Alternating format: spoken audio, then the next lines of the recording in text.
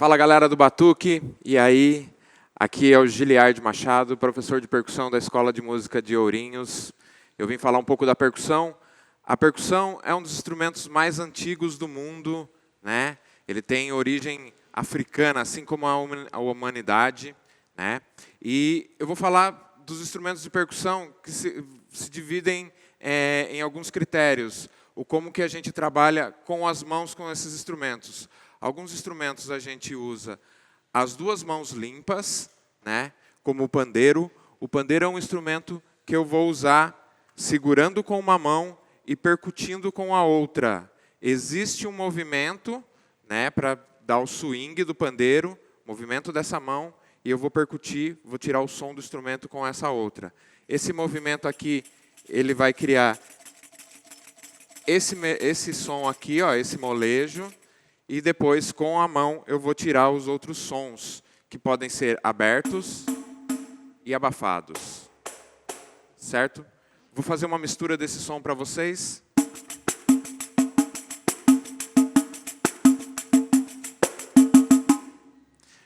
Outra coisa que é utilizada com o movimento das mãos são os chocalhos ou os ganzás, né? A gente tem vários tipos de chocalhos diferentes, que eles produzem um som dentro de um cilindro, e a gente movimentando esse cilindro é como a gente vai tirar esse som.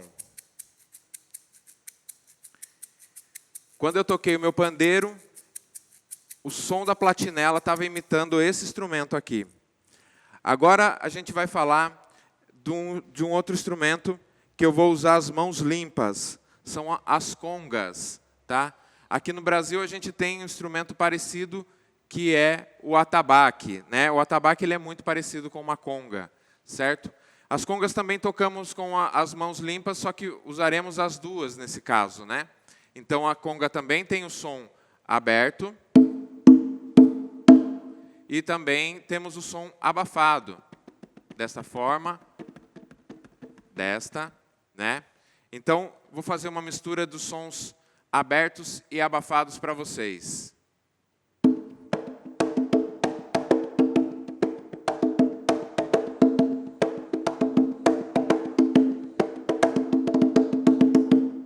Certo? Outra coisa que também é comum para nós percussionistas é o uso de baquetas. A baqueta vai servir para mim como uma extensão das minhas mãos, né? Eu tenho um alcance maior quando eu uso as baquetas, né? Então, em muitos instrumentos, um deles a bateria, eu vou tocar usando baquetas, tá? As baquetas são de madeira, no caso dessas, que são baquetas para bateria. Eu tenho baquetas de plástico, que é o caso da baqueta do tamborim. Esse é um instrumento, né, brasileiro também, é o tamborim. Então usaremos a baqueta de plástico.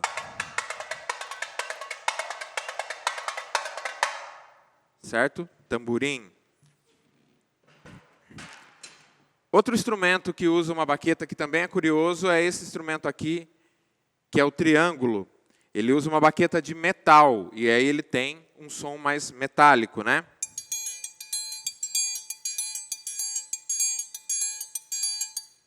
Certo? Esses são alguns dos vários instrumentos de percussão que nós temos no mundo, né? A maior família que a gente encontra na música, creio eu que seja a família da percussão. Temos muitos instrumentos. Cada país tem a sua leva de instrumentos de percussão. Então, cada país tem a sua percussão característica, mas a gente deve sempre lembrar que tudo isso daí veio lá do continente africano, tá? Uma coisa muito interessante, muito importante que é legal para a gente fazer,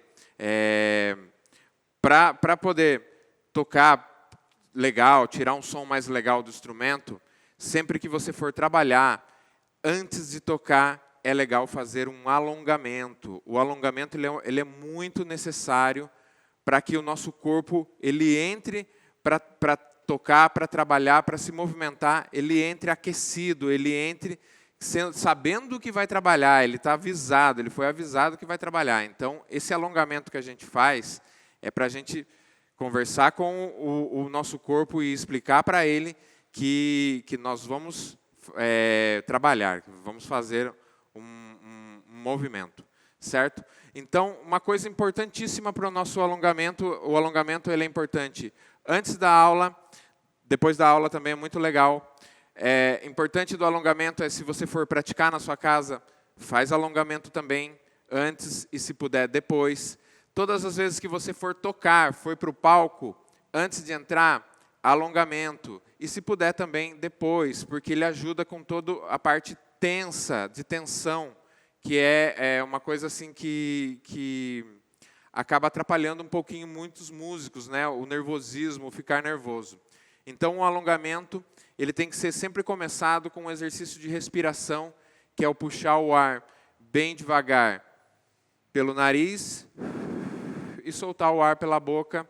Com você fazendo essa repetição pelo menos 4 vezes antes de começar o alongamento, você vai estar colocando o seu corpo em equilíbrio para você poder tocar tranquilamente, não ter tanto problema de nervosismo, para que o nervosismo não te atrapalhe. Então, a respiração tem que ser sempre o início do alongamento. Manter o corpo bem solto, né? E aí eu vou passar alguns exercícios que vocês podem estar fazendo aí na casa de vocês também, tá? A primeira coisa é dar uma relaxada nas mãos. Essa relaxada, ela vai dando equilíbrio para o seu corpo e mente. Então, você vai relaxando e nisso você vai fazendo aquele silêncio, respiração, prestando atenção. Nós vamos colocar a nossa mão para frente, qualquer uma delas, e a gente vai deixar a palma da mão, a ponta dos dedos apontando para cima, tá? É importante que não posso dobrar o meu cotovelo, então as minhas mãos elas vão ficar apontadas para cima com o braço esticado. Eu vou puxar para trás todos os dedos, tá? É importante que eu puxe todos os dedos. Nisso, vai me causar um incômodo, além de nos dedos, nessa parte também do braço. Isso é normal, quando a gente está fazendo certo, ele causa um certo incômodo mesmo. Então, se doeu, é porque está fazendo certo. Puxou as mãos para trás, você pode contar pausadamente até 10. E você vai fazer a mesma coisa com a sua outra mão, puxando e contando até 10. O próximo exercício é o braço esticado para frente do mesmo jeito, só que a gente vai descer a mão para baixo, mantendo o braço esticado, sem deixar dobrar. Eu vou puxar ele para cá, e aí esse incômodo ele vai ser causado nessa parte superior aqui, ó. Então eu vou puxar da mesma forma, vou contar até 10. Vou fazer a mesma coisa com a minha outra mão. Puxei e contei até 10, tá? Dá uma relaxada, né? Solta os ombros, respira, lembra da respiração novamente. Entrelaçando os dedos, nós vamos forçar a mão para baixo, sem deixar o corpo ir junto com a mão, tá? Forçou para baixo, conto até 5, e aí eu vou forçar para frente, conto até 5, e aí eu vou forçar para cima, né? Forcei para cima, soltei, movimento ombros, respiração, não se esquece. Eu vou jogar os meus braços atrás da cabeça, com essa outra mão. Eu dou uma forcinha, uma ajudinha, puxo o meu braço para trás da cabeça. Quando o braço estiver atrás da cabeça, eu empurro com a cabeça o braço para trás. Eu vou fazer a mesma coisa com o outro braço, tá? Depois disso, eu vou separar as minhas pernas, vou jogar somente a parte superior do corpo para trás, fazendo 1, 2 vezes, e aí para o outro lado, 1, 2 vezes. Então vai ficar 1, 2, 1, 2. Eu posso fazer 5 vezes essa repetição, tá? Ombros, eu vou jogar os meus ombros para trás e fazer movimentos circulares de trás para frente, tá? Então, eu posso fazer 5 movimentos de trás para frente. Logo após, eu vou fazer movimentos da frente para trás, tá? 5 movimentos da frente para trás. Outra coisa interessante, movimento interessante, é abrir bem os braços, aponta os dedos para cima, vou jogar para trás o máximo que eu puder e fazer movimentos circulares também. Posso fazer 10 repetições. E depois, ao contrário, 10 repetições para o outro lado, certo? Para finalizar, a gente vai puxar a cabeça para um lado, sem deixar que esse braço suba, mantenha esse braço abaixado. Vou contar até 5. Vou fazer um movimento para o outro lado, contando até 5, com essa mão abaixada, né? Bom, já estamos alongados, né? Então, toda vez que formos tocar, que formos estudar, precisamos fazer um alongamento antes e um depois. Depois que fizemos o alongamento, é importante que exista uma relação do seu corpo com o instrumento que seja como uma continuação do seu corpo. É isso que vai acontecer com as baquetas quando você vai tocar. É como se eu deixasse o meu braço mais longo, certo? Então, quando eu seguro minhas baquetas, eu estou deixando o meu braço mais longo para que ele tenha um alcance maior, certo? Então, toda vez que nós vamos tocar, precisa ter uma relação do nosso corpo com o instrumento. E uma coisa que ajuda muito isso é a postura. Então, nós temos a postura para quem vai tocar sentado e nós temos a postura para quem vai tocar em pé.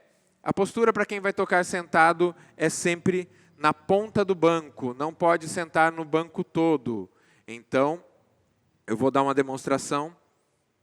Eu tenho um banco e eu vou sentar sempre na ponta desse banco. Eu não posso deixar sentar na parte toda do banco, até porque isso vai incentivar que o meu corpo se incline para a frente. Então, eu sento na ponta do banco para que o meu corpo permaneça o mais reto possível, tá? Sentado, eu preciso ter uma distância do meu instrumento, eu preciso ter uma distância dele, eu não posso ficar com o meu instrumento muito em cima de mim, tá? O importante quando vamos tocar é lembrar que as mãos, elas têm um formato de triângulo. Em muitos dos instrumentos de percussão que nós vamos tocar, nós vamos usar esse formato. Então, eu tenho, para tocar um atabaque ou um tambor de mão, eu vou ter esse formato triangular dos braços. Para usar as baquetas, eu estou usando um formato triangular também, né? Eu monto um triângulo com as minhas baquetas, né? Para que eu possa tocar. Quando eu vou tocar um outro instrumento que, de repente, ele só tem uma baqueta, eu vou estar formando também o meu triângulo aqui, isso com o instrumento e com a minha baqueta. Então, eu tenho um triângulo aqui também. Para tocar um pandeiro, é um triângulo também. Então, eu preciso manter sempre essa ideia das mãos, sempre tentando deixá-las o mais parecidas possível, tá? Para quem é destro, faz a mão esquerda copiar a mão direita. Para quem é canhoto, o contrário, tá? Então, observe sempre as mãos quando for praticar, quando for treinar. Observe sempre as mãos para ver se elas estão iguais, né? Então, sentado com as mãos iguais, eu preciso lembrar que essa parte da mão, ela não pode virar, tá? Isso vai me atrapalhar. O movimento é este aqui. Ele não pode ser esse aqui. Vai me causar dores nessa parte da mão.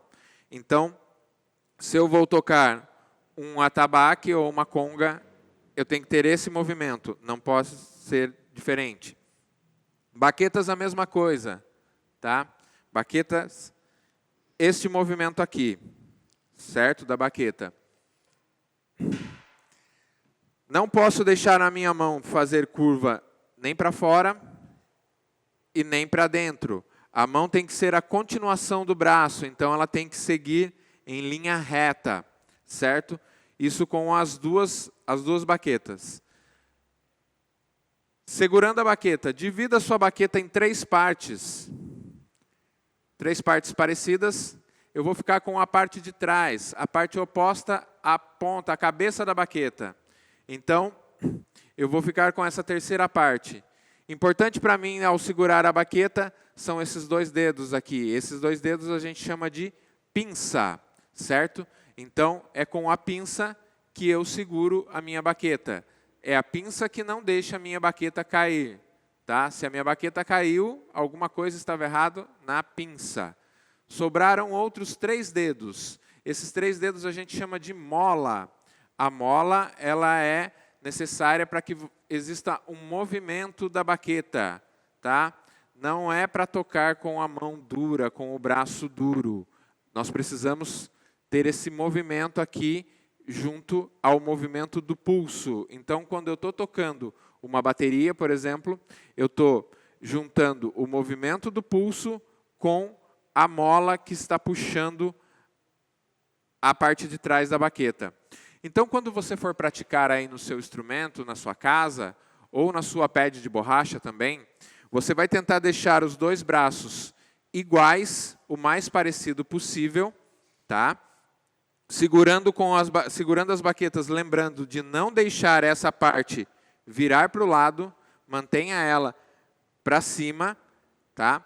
E aí nós vamos tentar deixar os movimentos o mais parecidos possível. O tanto que eu levantar de uma baqueta é a mesma quantidade que eu vou levantar da outra baqueta. Então, eu preciso fazer movimentos parecidos. Se existir a possibilidade de treinar em frente a um espelho, treina olhando para o espelho, para você ter a certeza de que você não está fazendo um movimento maior que o outro. Tá? Quem não consegue, quem não tem um espelho para poder se olhar enquanto faz o exercício, tenta filma enquanto você toca, para ver se você está fazendo movimentos parecidos. Esses movimentos eles têm que ser o mais parecidos possível, tá? Porque a gente tem que lembrar que na hora de extrair o som do instrumento, eu tenho que tirar o mesmo som. Então, para que eu possa conseguir um som parecido ou o som idêntico do instrumento, eu tenho que tocar no mesmo lugar, eu tenho que levantar a baqueta da mesma quantidade, porque se eu levanto uma baqueta um pouco mais, esse som vai sair mais forte. Então, eu tenho que ter movimento parecido, segurar a baqueta de forma parecida, deixar os braços iguais, o máximo que eu conseguir. E um detalhe importante, toca sempre no mesmo lugar. Na grande maioria dos instrumentos de percussão, dos tambores de baqueta, quase todos eles têm o melhor som no centro. Tá? Quase todos, porque alguns não seguem essa regra. Mas o melhor som que eu vou tirar do meu instrumento é sempre o som do centro da pele. Então, procura tocar sempre no centro da pele. Quando uma baqueta desce, a outra dá o espaço para ela. E aí eu vou tocar, tentando buscar o mesmo som, analisando se eu estou fazendo o mesmo movimento e tocando no mesmo lugar, assim para que eu possa ter o mesmo som. Então, galera, eu espero que vocês tenham curtido essa aula, espero que vocês tenham gostado. Tá? Essa é apenas uma de uma série delas, a gente vai estar falando mais, tem mais aulas de outros instrumentos aí. A Cultura de Ourinhos está investindo nessa parte aí, deixando vocês informados, mesmo que estão em casa. Meu nome é Giliardi Machado, eu sou da Escola de Música de Ourinhos. Se cuida aí, galera. Obrigado, hein?